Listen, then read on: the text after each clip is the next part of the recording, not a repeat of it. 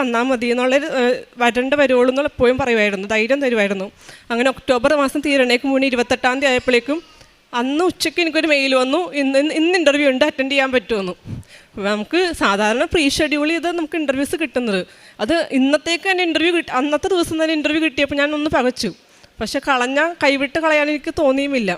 ഞാൻ പറഞ്ഞു ഞാൻ റെഡിയാണ്, ഞാൻ അറ്റൻഡ് ചെയ്തോളാം, നിനക്ക് 2 മണിക്കൂർ സമയമുണ്ട്, 2 മണിക്കൂർ കഴിയുമ്പോൾ മൈക്രോസോഫ്റ്റിൽ വന്ന് ഇൻ്റർവ്യൂ അറ്റൻഡ് ചെയ്യണമെന്ന് പറഞ്ഞ ലിങ്ക് അയച്ചു തന്നു.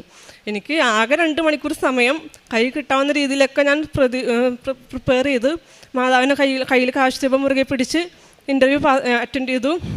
വൈകുന്നേരം തന്നെ എനിക്ക് മെയിൽ വന്നു, നീ ഇൻ്റർവ്യൂവിൽ സെലക്റ്റായി, പെർഫോമൻസ് ഒക്കെ നന്നായിരുന്നു, നിങ്ങൾക്ക് വർക്ക് വിസ ഞങ്ങൾ സപ്പോർട്ട് ചെയ്യാം, വിസ പേപ്പറൊക്കെ തുടങ്ങാം എന്നുള്ള രീതിയിൽ. അപ്പം ഞാനത് വളരെ സന്തോഷത്തോടെ ഞാൻ എൻ്റെ വീട്ടുകാരെ അറിയിച്ചു. വളരെ ചുരുങ്ങിയ ആൾക്കാർക്ക് മാത്രം അറിയിച്ചു, കാരണം നമ്മുടെ വിഷമങ്ങൾ അറിയാവുന്നവർക്കാണല്ലോ നമ്മൾ ആദ്യം അറിയിക്കേണ്ടത്. അവരെ അറിയിച്ചു. അപ്പോൾ